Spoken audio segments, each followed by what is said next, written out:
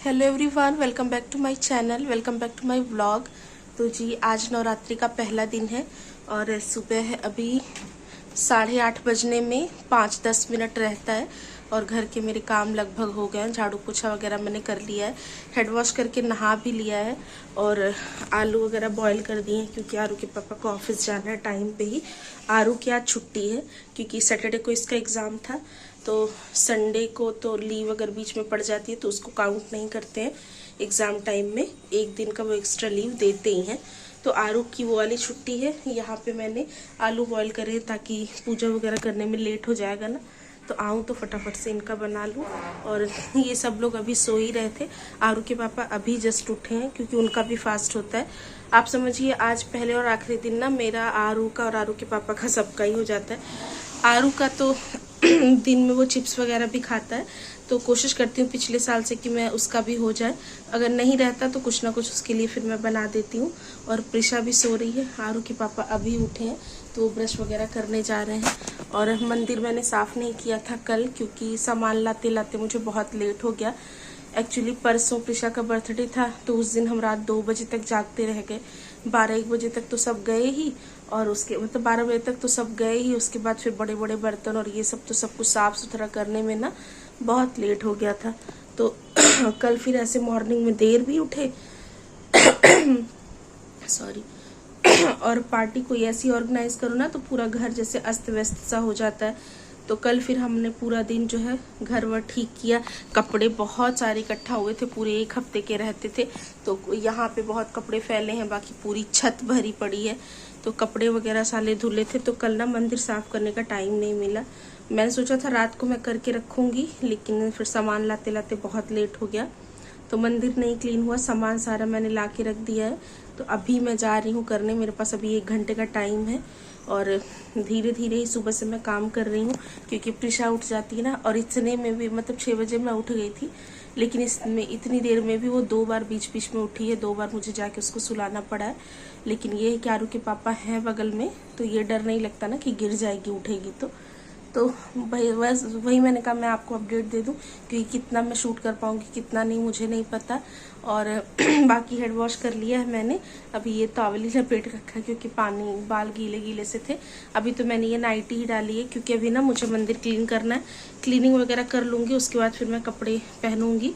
मन तो मेरा है कि मैं साड़ी पहन लूँ, बाकी देखती हूँ। आज इस बार मैंने सोचा था कि मैं कलर के हिसाब से कपड़े पहनूंगी, लेकिन हो नहीं पाएगा क्योंकि कुछ एक कलर ऐसे होंगे ना जिसका मेरे पास शायद नहीं होगा। जैसे तो आज का ही पीला कलर का सूट मेरे पास नहीं है और साड़ी है, तो मैं देखती हूँ कि हल्की है या हैवी है। हल्की होगी तो ही मैं पहनूंगी, अदरवाइज मैं ऐसे सिंपल अपना सूट वूट पहन के कर लूँगी। तो चलिए ज़्यादा बातें नहीं करते हैं, जाके पहले अपनी मंदिर की क्लीनिंग करती हूँ और उसके बाद जितना जितना होगा आपके साथ शेयर करूँगी। और ये बलून बर्थडे वाले थोड़े बहुत बचे हैं और ये डेकोरेशन बची हुई है, बहुत ज़्यादा करी नहीं थी इस बार। तो चलिए आपको दिखाती हूँ। प्रिशा अभी सो ही रही है।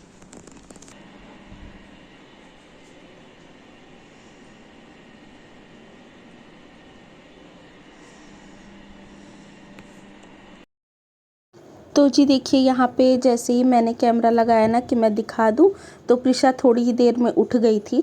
फिर उसके बाद मैंने उसको सुलाने की कोशिश नहीं की, मैंने कहा सोएगी है नहीं, टाइम मेरा अलग से वेस्ट करेगी। तो फिर मैंने उसको उठा दिया और नवरात्रि के सॉन्ग भी मैंने टीवी में लगा दिए थे। तो इस तरह से जैसे जन्माष्टमी का दिन होता है या नवरात्रि का टाइम होता है तो टीवी में गाने वगैरह चला दोनों, तो ऐसे फेस्टिव सी वाइब्स आने लगती हैं और अच्छा लगता है। तो आरू के पापा इस टाइम तक अपना फ्रेशन अप वगैरह हो रहे थे और मैंने उनसे बोला था आप छत से फूल तोड़ के ले आना।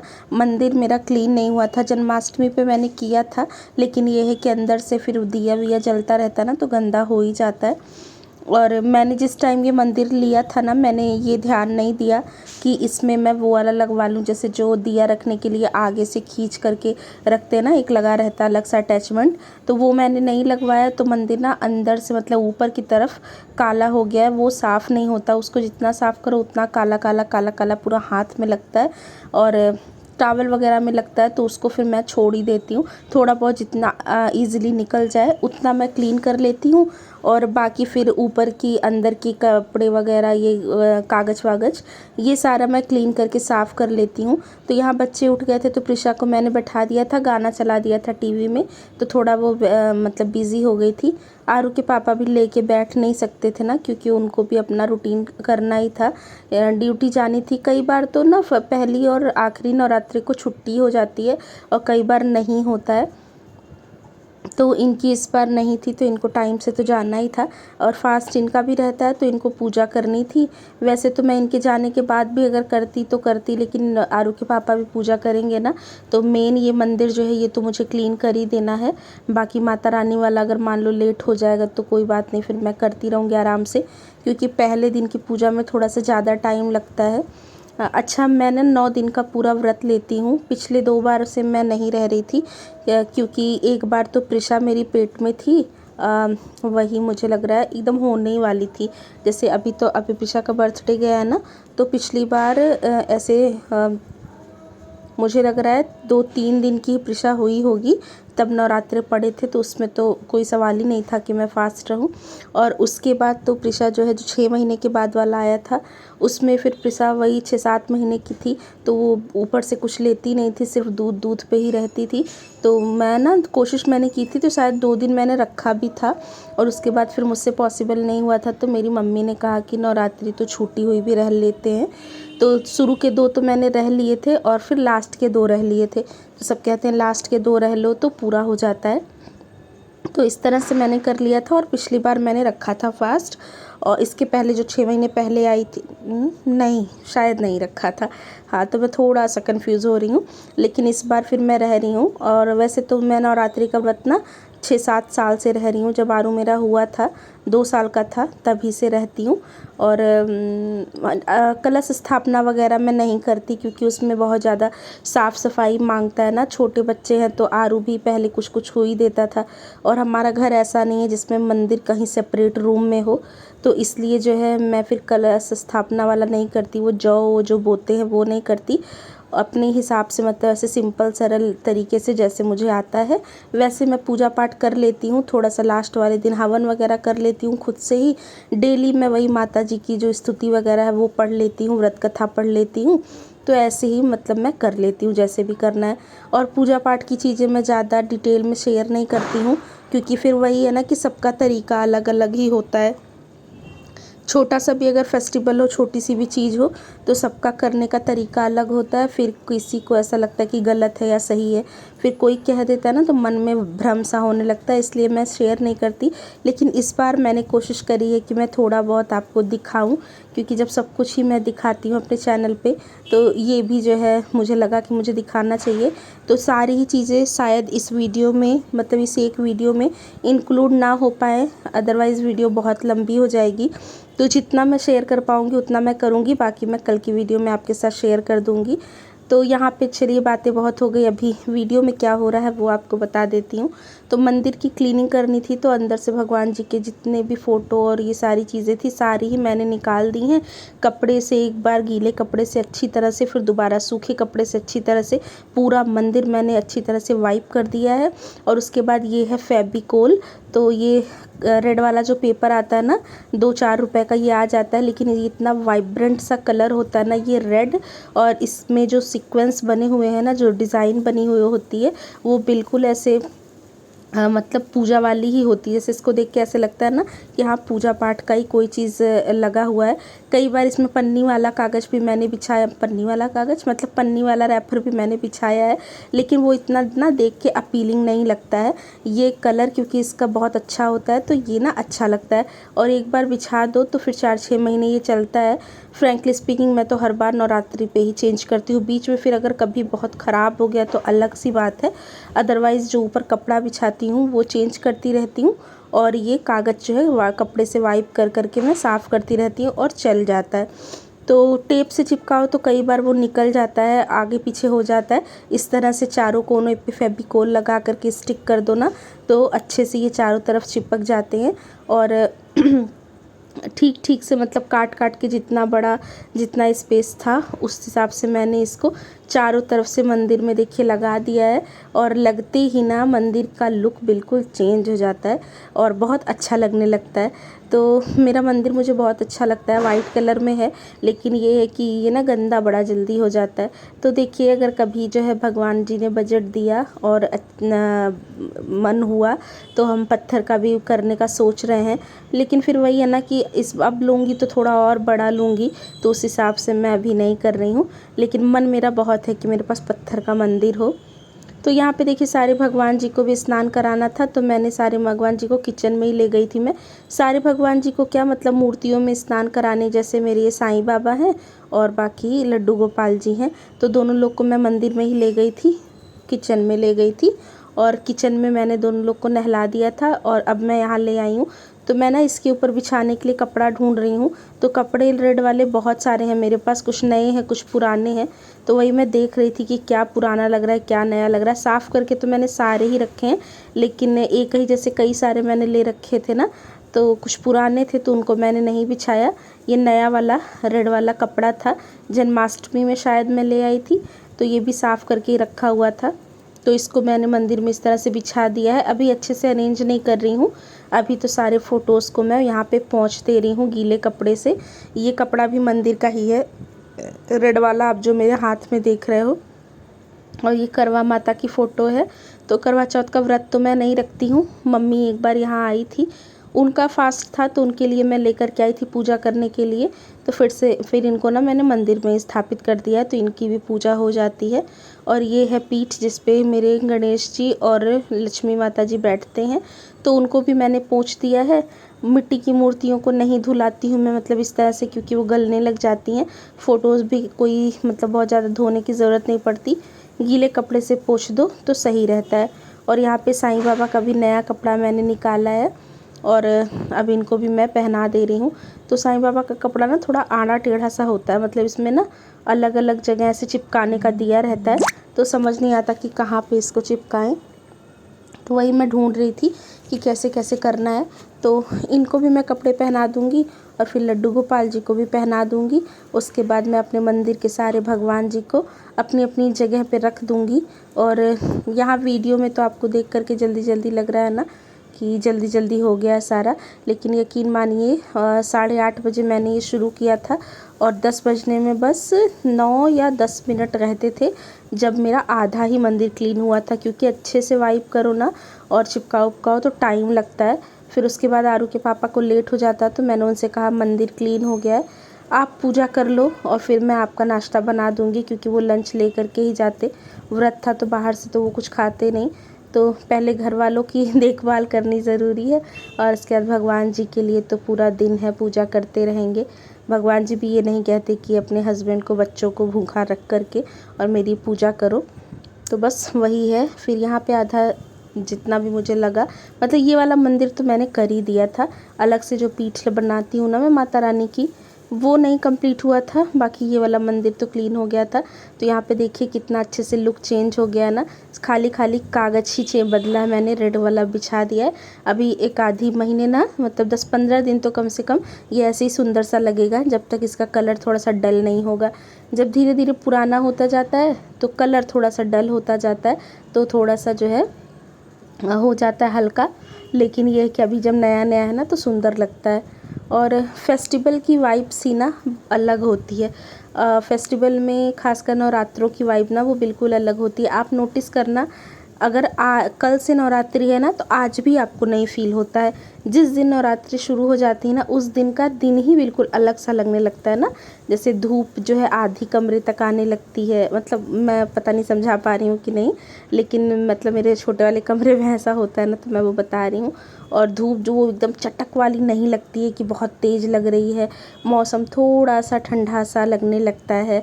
तो इस तरह का मौसम आने लगता है। जैसे दिवाली के टाइम पे अलग फीलिंग आती है, होली आने वाली रहती है तो अलग सा मौसम बताने लग जाता है कि हाँ होली आने वाली है। तो यही है ना, पहले छोटे पे तो ये सारी चीज़ें इतना नोटिस नहीं करते हैं हम, लेकिन जैसे जैसे बड़े होते हैं वैसे वैसे पता चलने लगता है। और अब तो बैक टू बैक बड़े बड़े फेस्टिवल्स आ रहे हैं। दिवाली भी आ रही है तो दिवाली की भी साफ़ सफाई सब शुरू करनी है। तो फ़िलहाल यहाँ पे तो नवरात्रि चल रही है तो इनका ही देखना है। तो यहाँ पे लड्डू गोपाल जी को भी मैंने अपने अच्छा सा ड्रेस पहना दिया है आज के हिसाब से। आज पीला कलर पहनना था, फर्स्ट डे है, तो मेरे पास तो पीली साड़ी नहीं थी, लेकिन मेरे कान्हा जी के पास हर कलर के कपड़े मैंने ले रखे हैं। तो इनको मैंने पीली ड्रेस पहना दी है, मोर मुकुट, इनका बाल, इनका गजरा, इनके हाथों में कंगन, पैरों में पायल, बांसुरी, ये मोर पंख, सारी चीज़ें मैंने इनको दे दी हैं। और मेरा मंदिर अब पूजा करने के लिए बिल्कुल रेडी हो गया है और बहुत सुकून मिलता है इस तरह से साफ़ सुथरी जगह पे आप आकर के बैठो, खासकर मंदिर में। और बस मंदिर में वहाँ पूजा ही करनी रहती है। अब ये मेरी ना माता रानी की फ़ोटो बड़ी वाली थी, जो मैंने पहली बार 9 दिन का फास्ट उठाया था, तो मैंने ये माता रानी की फ़ोटो ली थी। तब वो बड़े वाला टेबल जिस पे आरू का मैं कॉपी किताब रखती हूँ ना, उस टेबल पे मैं ये माता रानी की फ़ोटो रख करके और पूजा करती थी। तो उस पर स्पेस काफ़ी था, तो माता जी की फ़ोटो बहुत अच्छे से उस पर आ जाती थी और वो सर चढ़ाने का सामान भी आ जाता था।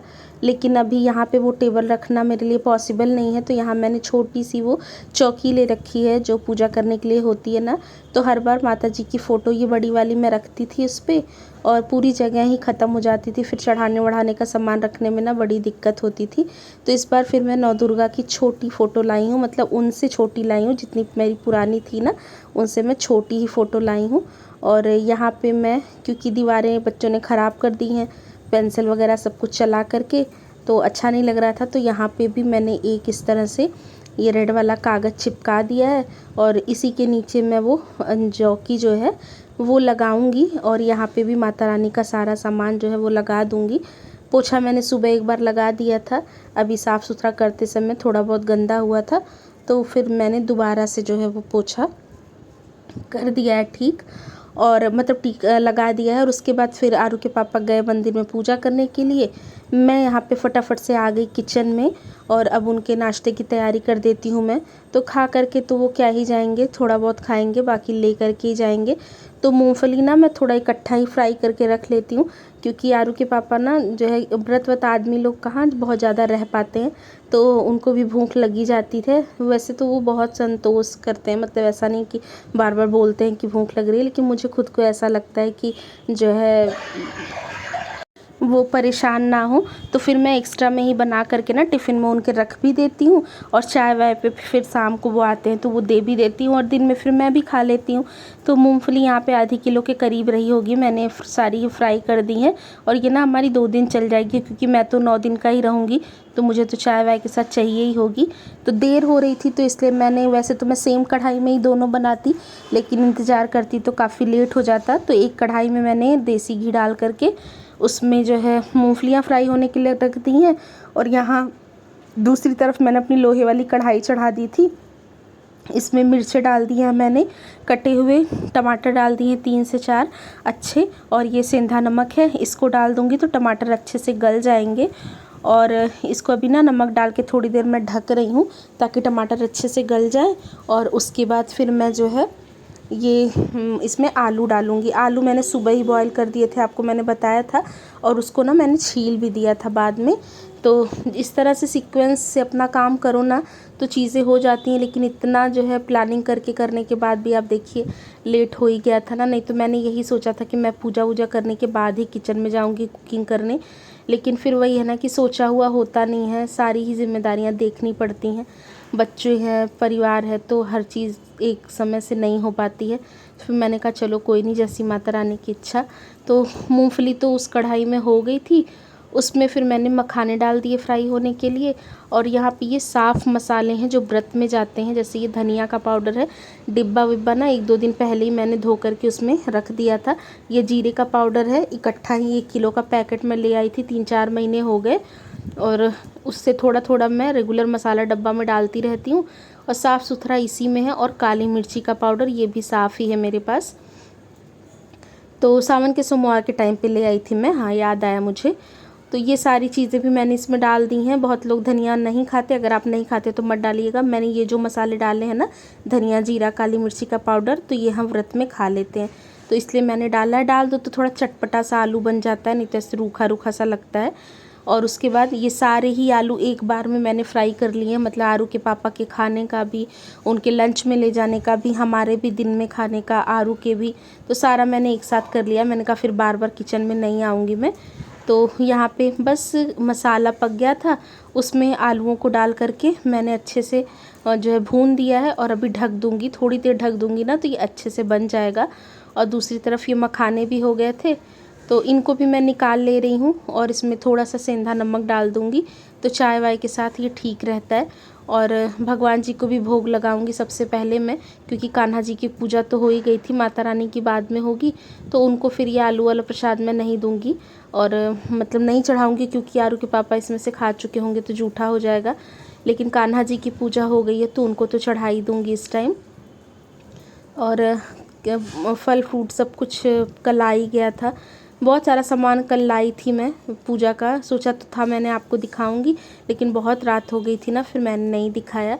और उसके बाद ये कटा हुआ धनिया, इसके बिना तो व्रत का जो फलहारी आलू होता है वो अधूरा होता है, तो ये मैंने डाल दिया है इसके ऊपर से। और बस अब ये हो ही गए हैं। कायदे में तो थोड़ा और लाल इसको करना था मुझे भून भून के, लेकिन वही है ना, देर हो रही थी, मैंने आपको जैसा कि बताया आरू के पापा को, तो फिर मैंने ज़्यादा देर इसको भूना नहीं है। और यहाँ पे सबसे पहले कान्हा जी का भोग निकाल रही हूँ, तो थोड़ा सा आलू, 2-4 मखाने, मूंगफली, ये सारी चीज़ें मैंने ले ली हैं। और अभी आरू के पापा पूजा कर चुके थे, मैंने कहा आप ये भी भगवान जी को चढ़ा दो। और उसके बाद ये प्लेट में थोड़ा सा आरू के पापा को मैं दे रही हूँ आलू खाने के लिए, खा के चले जाएंगे। वैसे तो वो खाना वाना खा करके नहीं जाते हैं, लेकिन ये आलू ज़्यादा हैवी नहीं है ना, तो एक बार खा लेंगे तो ठीक है, क्योंकि ऐसे तो ऑफिस में कुछ ना कुछ आता रहता है तो खा पी लेते हैं, तो ऐसे तो नहीं कुछ खा पाएंगे। तो उन्होंने खा भी लिया था, थोड़ा सा छोड़ दिया था, फिर आरू ने खाया और थोड़ा बहुत उन्होंने खा लिया था। और अब यहाँ पर मैं उनका लंच बॉक्स पैक कर रही हूँ। तो एक टिफ़िन में मैंने आलू रख दिए हैं, दूसरी में मैंने ये मखाने और मूंगफली रख दी है उनकी, और तीसरा जो लंच बॉक्स है उसमें मैं एक एप्पल काट के रख दूँगी, मतलब पूरा एक एप्पल नहीं आया था, आधे से थोड़ा सा ज़्यादा आ गया था। तो इस तरह से मैंने इनका लंच बॉक्स भी पैक कर दिया है, तो तसल्ली हो गई है कि चलो एक काम तो मैंने अपना कर लिया। और अब मैं ना थोड़ा सा फ्री भी हो जाऊँगी। फ्री क्या कहूँ, मतलब दिक्कत तो बहुत हुई, प्रिशा ना बहुत परेशान कर रही थी, फिर वही मुझे ना फ़ोन ही दिखाना पड़ा, फ़ोन कह रही हूँ टीवी ही चलाना पड़ा। टीवी में ऐसे तो मैंने नवरात्रि का गाना लगाया था, लेकिन जब वो रोने लग गई तो फिर मैंने वही कार्टून वार्टून लगा करके किसी तरह 1-1.5 घंटे लगे मुझे पूजा करने में। लेकिन आपको पता है वो सारा चीज़ अगर मैं इसमें इंक्लूड करूँगी ना तो वीडियो बहुत लंबी हो जाएगी, ऑलरेडी 22 मिनट की हो चुकी है। तो इसके आगे का जो पार्ट है ना वो मैं कल वाली वीडियो में आपके साथ शेयर करूँगी, तो मेक श्योर करिएगा कल की वीडियो भी आप ज़रूर देखिएगा। तो मेरी सिंपल रूटीन जैसे मैं पूजा करती हूँ वो आपको पता चलेगी। और यही थी मेरी आज की छोटी सी वीडियो, आई होप आपको पसंद आई होगी। पसंद आई हो तो लाइक कर दीजिएगा, चैनल पे मेरे नए होंगे तो सब्सक्राइब कर दीजिएगा। मैं आपसे मिलूँगी अपनी नेक्स्ट वीडियो में, तब तक के लिए रखिएगा अपना और घर वालों को बहुत सारा ख्याल। Bye bye.